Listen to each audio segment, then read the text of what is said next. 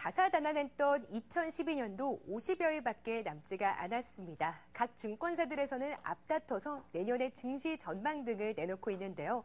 특히나 일부 증권사들에서는 내년 증시에 대한 기술적 분석뿐만 아니라 내년 경제와 또 산업별로 트렌드 분석까지 내놓고 있습니다. 그에 따른 수혜주, 유망주까지도 골라주고 있는데요. 트렌드 세터가 되기 위해서는 객장 여자를 주목해 보셔야 될 것 같습니다.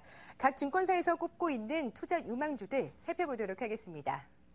먼저 신한금융투자입니다. 2014년 주요 트렌드를 스마트폰 부품업체 성장, 플랫폼 업체 부상, 그리고 기후변화 등을 제시했습니다.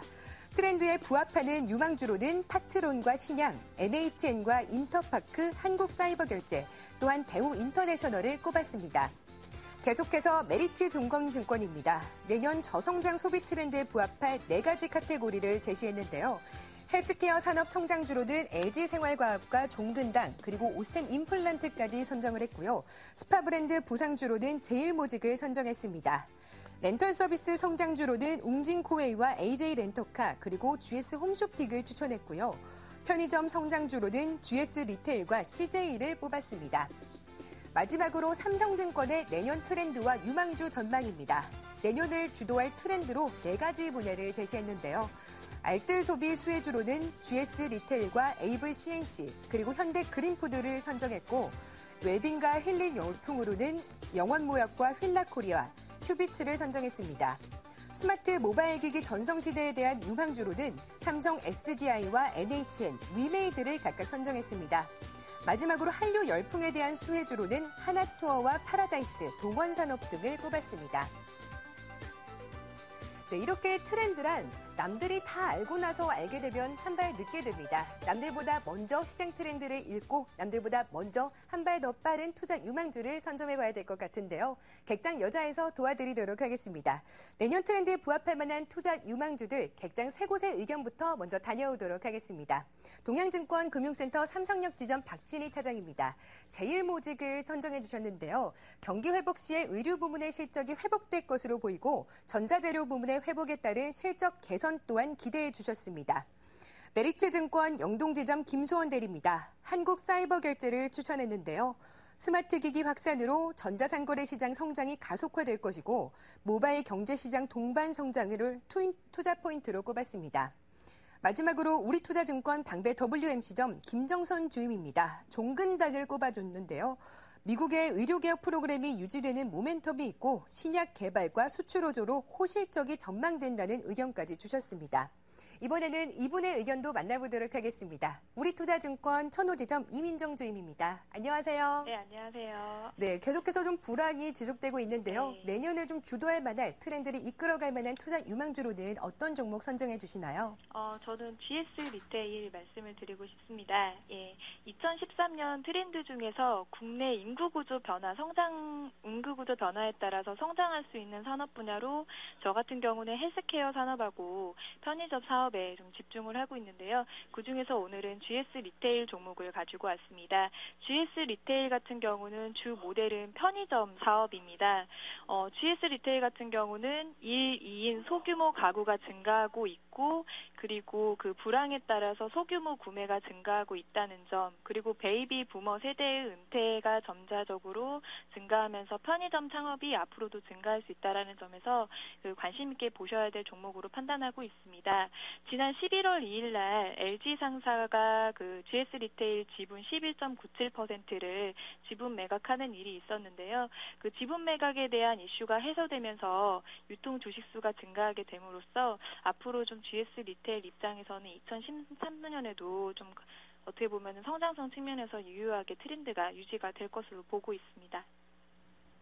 네, 내년의 트렌드를 이끌 종목으로 GS 리테일 선정해 주셨습니다. 이번에는요, 저번 주에 좀 소개해 주셨던 주간 공략주 점검 좀 받아보도록 하겠습니다. 네. 예림닭을 꼽아주셨었는데요. 네. 매수 타이밍이 굉장히 좋았습니다. 감사합니다. 지난 금요일 날 좀 많이 저점을 형성했을 때 매수가 들어가서 네. 그 다음 주부터 바로 월요일부터 좀 반등이 시작됐는데요. 특히나 화요일장에는 1,910원까지 좀 오르면서 7% 목표 수익률 무난하게 달성했습니다. 네.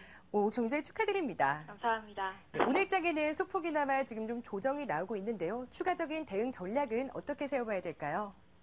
11월 6일 날 장중 고점 8,910원이 나왔습니다. 근데 지난주와 달리 금주의 매매 패턴의 변화는 기관의 매도가 출회하고 있고 그 매도 출회 물량을 개인이 좀 받아주는 모습을 보이고 있습니다. 지난주 언급드렸듯이 이 회사 같은 경우는 2013년부터 해외 저작권 매출액이 확대되고 본격화될 걸로 좀 전망이 되고 있기 때문에요. 단기적으로는 좀 매도하시는 것도 괜찮다고 판단하고 있고요. 다만 2013년까지 관심 종목에 넣어놓으시고 트레이딩 하시기에는 상당히 좋은 종목으로 판단되기 때문에 관심 종목에 넣어놓으시고 지속적으로 트레이딩 관점으로 보시면 될 것 같습니다. 네, 예림닭이 7% 목표 수익률을 달성하면서 이번 주 주간 공략주도 굉장히 궁금해집니다. 네. 어떤 종목 갖고 나오셨나요? 저 같은 경우는 이제 금주 SK 브로드밴드를 가지고 왔습니다. SK 브로드밴드는 SK텔레콤이 50.56%의 지분을 보유하고 있고요. SK 계열의 유선 통신 업체입니다. 3분기 영업이익이 196억으로 15.9% 전분기 대비해서 성장을 했고요. 당기순이익이 지금 발표된 게 64억으로 전분기 대비해서 96.4%의 놀라운 성장을 보였습니다. 이는 그 자회사 중에 브로드밴드 미디어의 실적 개선세가 3분기의 실적 그리고 그 서프라이징을 실적 턴어라운드 하는데 좀 영향을 미친 것 같은데요. 그동안 그 자회사 브로드밴드 미디어 같은 경우는 굉장히 그 SK 브로드밴드를 좀 어떻게 보면은 좀 항상 실적을 좀 나쁘게 만드는 그런 요인이 되었었습니다. 근데 2분기 때 영업이익이 흑자로 전환을 하고 3분기 때 순이익이 흑자로 전환을 하는 등 자회사의 실적 개선세가 뚜렷하게 좀 변화되는 모습을 보이고 있습니다. 자회사 이 브로드밴드 미디어가 하고 있는 게 IPTV 산업인데요. IPTV 같은 경우는 초고속 인터넷망을 이용해서 제공되는 양방향 텔레비전 서비스로 보시면 될 것 같습니다. 2012년 말에 아날로그 지상파 방송이 종료가 되고 본격적으로 2013년부터 디지털 미디어로 좀 전환이 될 것 같습니다. 그래서 당사 그 자회사 갖고 있는 IPTV 부분에 있어서의 성장성을 좀 눈여겨보시면 될 것 같습니다. 그리고 최근에 기관들의 매매 패턴과 외국인의 매매 패턴을 보시면 양쪽 다 굉장히 그 러브콜을 보내고 있는 상황인데요. 그런 기관과 외국인의 긍정적인 매수 패턴 또한 이 종목이 금주에는 그리고 다음 주까지도 좀 성장성 그리고 주가의 흐름까지도 유효할 걸로 판단하고 있기 때문에 금주의 추천 종목으로는 SK 브로드밴드 말씀드리고 싶습니다. 네, 지금 수급까지도 탄탄하게 받쳐주고 있다는 말씀 주셨는데요. SK 브로드밴드 손절가는 어떻게 설정해 볼까요? 손절가는 지금 4,285원 제시드립니다. 네, SK 브로드밴드입니다. 목표 수익률 7%, 손절가는 4,285원 각각 설정해 주셨습니다. 빠르게 실적이 회복될 것이다, 향상될 것이다 이런 말씀 주셨는데요.